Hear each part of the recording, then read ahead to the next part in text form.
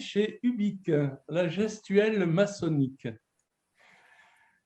Quelle vêture pour l'initiation? Est-ce qu'il faut être ni nu ni vêtu ou à moitié nu ou à moitié vêtu? Alors, quelle pourrait être une explication? Dans les sources bibliques, on sait, il est souvent dit que pour entrer sur un lieu sacré, il fallait se déchausser. Pratique encore aujourd'hui pratiquée pour entrer, par exemple, dans une mosquée. En fait, je ne peux pas retenir cette explication parce que tous les maîtres, tout le monde devrait être déchaussé pour entrer dans le temple. Donc, on va chercher une autre explication qui pourrait être dans le livre de Ruth. Et là, il ne s'agit plus d'être déchaussé, mais monocrépis, c'est-à-dire un seul pied déchaussé. En effet, on voit dans le livre de Ruth que pour rendre définitif un contrat, l'un des contractants retirait sa sandale et la donnait à l'autre, dévêtu. On pourrait porter plus loin l'attention sur le fait qu'il a l'épaule dénudée. Et là, c'est une toute autre explication qui est donnée pour être dépourvu de particularisme vestimentaire, du rang social ou du métier, ou pour une vérification, car on peut penser qu'au XVIIIe siècle, en l'absence de casier judiciaire, l'épaule dénudée aurait permis de vérifier que le futur initié n'était pas marqué de la fleur de lys, symbole de la condamnation royale. Et pourquoi ne pas penser que l'épaule dénudée à cette époque servait à contrôler que ce n'était pas une femme?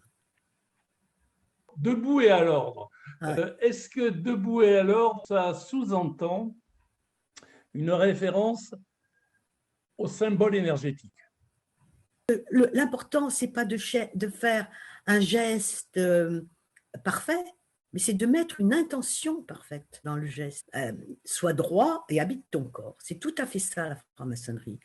Sois droit, c'est l'ensemble des valeurs morales, c'est que l'on veut que la maçonnerie nous donne vis-à-vis des autres, donc la justice, la rectitude, l'honnêteté, etc. Enfin, toutes les valeurs morales que l'on connaît bien, l'idéal moral de la franc-maçonnerie. Donc, sois droit. Et puis, habite ton corps, oublie pas que tu es irremplaçable. Tu n'es pas indispensable, mais tu es irremplaçable parce que tu es une étséité, tu es une individualité. Et cette individualité, il y a des gestes qui nous permettent de nous rappeler que nous sommes une individualité, c'est-à-dire qu'il faut regarder à l'intérieur de soi-même, que l'on a des choses à trouver en soi. Et puis, il y a aussi le fait que quand on dit prenez place, bon, ça veut dire quoi? Ben, je prends ma place, pas la place d'un autre, mais l'autre ne prend pas ma place non plus. J'ai droit à ma place, c'est-à-dire j'ai droit à être ce que je suis. Et donc tout ça, c'est toutes les libertés de conscience, les libertés d'être, les libertés de parole, etc. Et en même temps, cela appelle à la responsabilité. Et on peut, comme ça, à envie, discuter de sois droit et habite ton corps.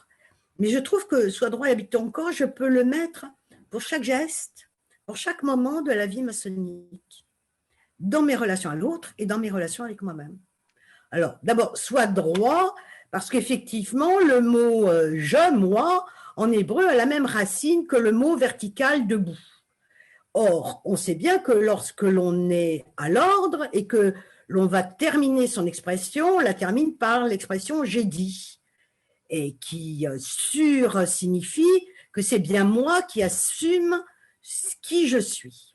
Maintenant, la position de la main sur le corps à l'ordre, aux différents degrés, peut être considérée effectivement comme un point d'éveil de conscience par analogie avec les points d'éveil des énergies que sont les chakras. La gorge qui est celle de la parole, le cœur celle de la fraternité, le ventre celle du pouvoir et de la responsabilité. Il est à signaler toutefois que dans les marches, les changements de mise à l'ordre peuvent être considérés comme des rappels de changements de référentiel géométrique, et j'explique, ou je l'ai tout du moins expliqué, dans ce que sont les passages mis en relation avec l'art de la mémoire des tracés géométriques. Alors justement, puisqu'on parle de déplacement, est-ce que la circulation en loge se fait toujours Une manière d'extrogir, c'est-à-dire dans le sens des aiguilles d'une montre. Ou pas?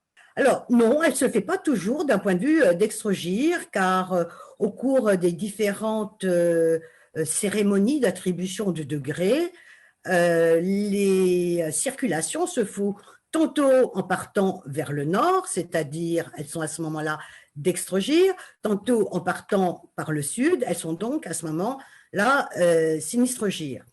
Les circulations d'extrogir sont dites solaires. Elles sont dans le sens de la course du Soleil, en tout cas de la Terre autour du Soleil, et dans l'autre sens, elles sont dites stellaires. Deux postures qui me paraissent significatives, c'est le passage de la porte basse et la position assise en loge.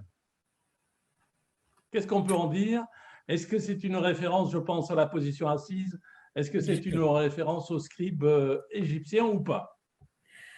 Oui, oui, effectivement. Chez les Égyptiens, le scribe était un être de savoir et de connaissances secrètes, transmises d'ailleurs souvent de père en fils, et c'est une position dont on retrouve beaucoup d'illustrations. En ce qui concerne la porte basse, la première chose que l'on peut constater, c'est que c'est une position fétale qui est demandée au récipiendaire, et comme s'il allait être accouché dans la loge mère. D'ailleurs, le mot dit bien qu'il y a quelque chose de l'ordre d'un accouchement. Et surtout, on oublie souvent une chose lorsqu'on passe la porte basse, c'est que le récipiendaire sous le bandeau entend le bruit des chaînes qui tombent avant que la porte ne lui soit ouverte. Ces chaînes sont les gardiennes du temple.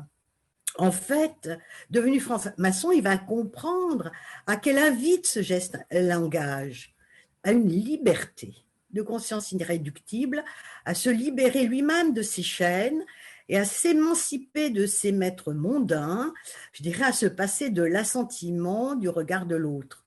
En fait, passer la porte basse ou passer toutes les portes, c'est fait pour accroître une possibilité féconde d'appréhender la vie.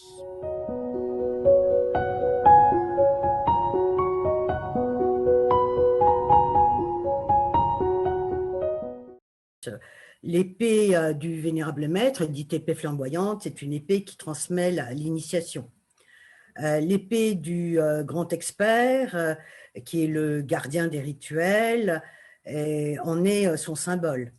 L'épée du couvreur est une épée de force et de protection du temple. Donc c'est une épée de gardien, une épée, on peut dire, guerrière. L'épée que portent les francs-maçons sont plutôt des rayons de lumière, on peut dire.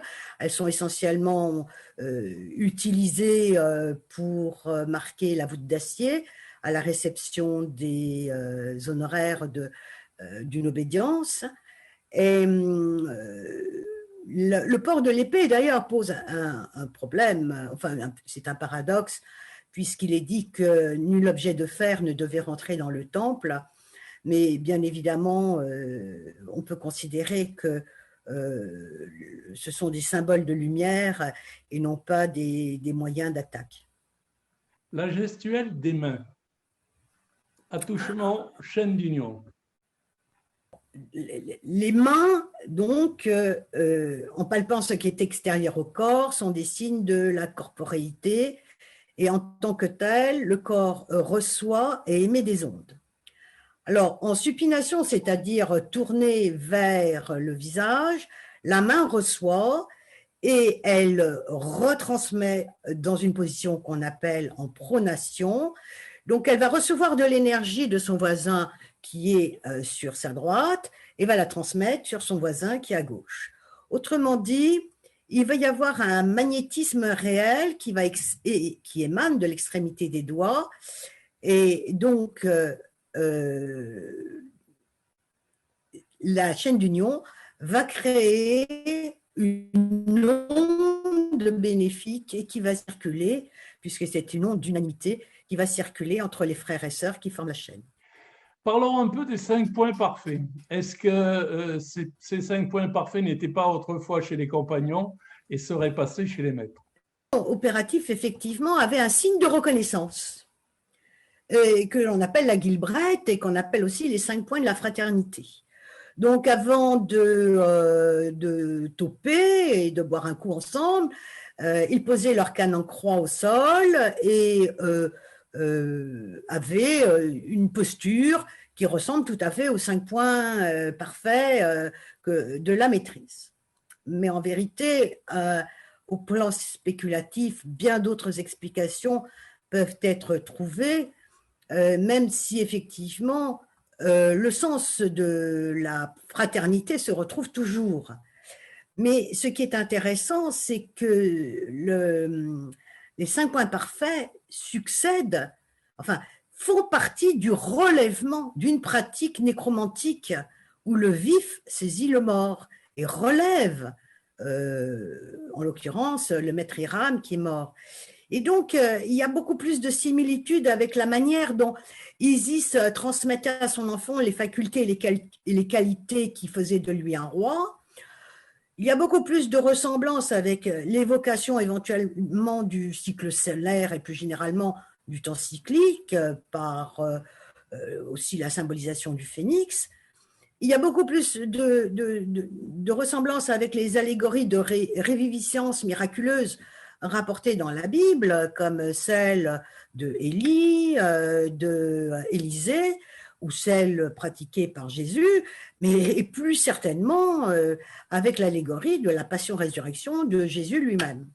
Okay. Donc là, je pense qu'on est plus tourné vers les mots assomption, anastasie, palingénésie, résurrection, retour à l'unité, qui permettrait d'explorer le sens à donner aux 5 points parfaits de la maîtrise au niveau de la cérémonie d'exaltation ou d'élévation.